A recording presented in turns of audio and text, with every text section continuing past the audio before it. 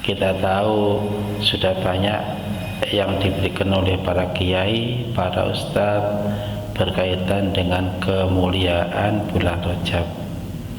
Pagi hari ini saya sedikit akan memberikan topik tentang betapa mulia, betapa besarnya masalah sholat, terutama sholat jamaah, karena bulan Rajab adalah bulan di mana sholat itu disyariatkan lewat peristiwa Isra dan Mi'raj Nabi Muhammad. Hadirin, sedikit saja saya uraikan bahwasanya ternyata sholat jamaah itu pahalanya luar biasa, fadilahnya luar biasa, di luar dugaan kita. Ya, contoh, ada hadis Nabi, ya singkatnya begini. Suatu saat ketika memulai sholat jamaah, ada salah satu orang Badui tiba-tiba menangis, buanter, menangis keras sekali. Itu di awal memulai sholat jamaah. Kemudian setelah sholat jamaah, Nabi memanggil orang Badui tadi dan ditanya, "Wahai orang Badui, mengapa tadi kamu kok menangis di awal sholat?" Kata Badui, "Iya Nabi, saya tadi menangis karena saya kehilangan onta saya." Memang waktu itu Nabi orang Badui tadi kehilangan onta sebelum memulai sholat jamaah, sehingga karena kehilangan onta nangis. Terus Nabi heran, "Oh itu toh," katanya Nabi, "yang membuat kamu menangis hanya gara-gara kamu kehilangan onta." "Iya Nabi," kata si Badui tadi. Kata Nabi gini, "Wah, hanya itu, saya kira kamu tadi nangis itu gara-gara tidak bisa menemui takbiratul ihram imam." Artinya tidak ketinggalan jamaah satu rakaat atau lebih, tidak bisa menemui takbiratul imam. Terus Badui heran, "Loh Nabi, apa saya bisa menemui takbiratul imam itu lebih baik daripada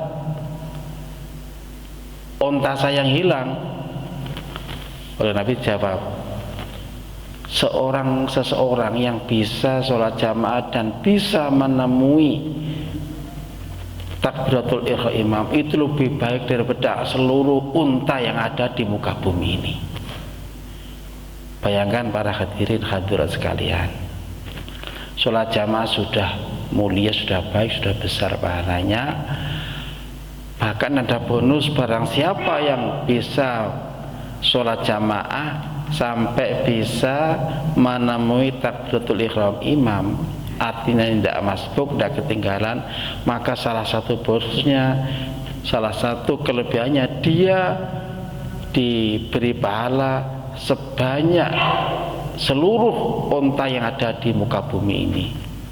Dan seperti itu, makanya sholat jamaah itu jangan sampai ketinggalan. Dimanapun kita berada, sebaiknya sholat jamaah. Bahkan di rumah, misalnya tidak sempat di masjid, jangan lupa sholatnya jamaah dengan keluarga. Jadi hanya dengan bisa mendapatkan takbiratul ihram imam, tidak masbuk, pahalanya sebanyak itu. Bonusnya bisa mendapatkan pahala lebih dari semua unta yang ada di permukaan bumi ini. Ya bayangkan seperti apa Gusti Allah sayang pada kita, memberi pahala kemuliaan seperti itu. Itu satu contoh. Yang kedua, dulu ada kisah, ya ini ada dalam kitab Risalatul Jamaah, pernah saya baca waktu saya mondok di Gading dulu. Ada seseorang itu ketinggalan jamaah isya. namanya seorang ulama, seorang yang alim, getihnya luar biasa, kehilangan jamaah sholat isya.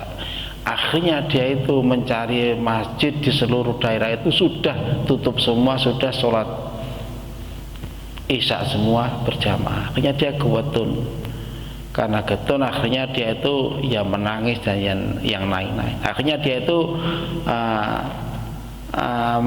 mendapatkan hadis mengatakan begini, sholat jamaah sekali lebih baik dari 27 sholat biasa tanpa jamaah. Akhirnya orang tadi begitu tahu hadis itu, dia itu akhirnya sholat isya sebanyak 27 kali. Harapannya semoga sholat ini bisa mengganti jamaah saya yang ketinggalan itu, dengan cara dia sholat isya sebanyak 27 kali. Dilakukan. Begitu selesai sholat isya sebanyak 27 kali sholat sendirian, maka kemudian dia tertidur. Dalam tidur itu dia itu seolah-olah bersama-sama rombongan naik kuda dengan banyak orang, kudanya sama buat terbeteran gitu. Tapi ketika kuda tadi dipacu dengan kencang sekali, kudanya orang tadi yang sholat isya 27 kali itu tidak bisa menyamai kuda-kuda di depannya, selalu kalah dan tidak bisa sama. Akhirnya orang tadi bilang atau jawil orang di depannya itu untuk menyapa, "Mas, saya tanya, ada apa? Mengapa kuda saya ketika berjalan bersama-sama dengan jenengan, dengan semua rombongan kok tidak bisa bersama-sama, selalu kalah jauh di belakangnya, selalu ada di belakang. Padahal kuda kita sama-sama bagusnya, sama-sama putihnya, sama-sama besarnya." Ya. Oleh orang tadi dijawab, yang ditanya tadi, "Gini ya Pak, ini ibaratnya sampean tadi sudah melakukan sholat isya sebanyak 27 kali. Lah kami ini orang yang walau tidak sholat 27 kali tapi ikut jamaah, makanya kita selalu menang. Kita selalu lebih cepat kudanya daripada jenengan." Inilah hadirin sekalian, dua hal yang menunjukkan betapa sholat jamaah itu luar biasa pahalanya, luar biasa kelebihannya. Karena itulah maka sungguh rugi orang yang bisa berjamaah tapi tidak jamaah. Maka mari kita mumpung diberi Allah kesehatan, diberi Allah kekuatan, diberi Allah kesempatan, mari kita gunakan untuk memperbanyak amal ini. Salah satunya yaitu fadilah dari Rajab, sholat. Maka kita gunakan sholat kita selalu berjamaah untuk sholat wajib, ya, suku-suku di masjid, terutama laki-laki. Sedangkan sholat sunnah ini sangat disunahkan di rumah. Karena itu kalau ada orang setelah sholat wajib, setelah sholat fardu jamaah dia ada ba'diyah, itu mungkin dia menginginkan ba'diyahnya di rumah, karena sholat sunnah di rumah lebih utama.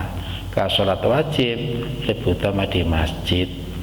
Mengapa sholat sunnah disunahkan di rumah? Karena rumahnya supaya berkah, supaya dapat kemuliaan dari sholat-sholat sunnah gitu. Demikian apa yang saya sampaikan, moga-moga bermanfaat, bisa menambah kita ilmu dan wawasan, serta memberi semangat kita untuk senang berjamaah. Terima kasih, ada kurang lebihnya mohon maaf. Wallahul muwaffiq ila aqwamit thoriq. Wassalamualaikum warahmatullahi wabarakatuh.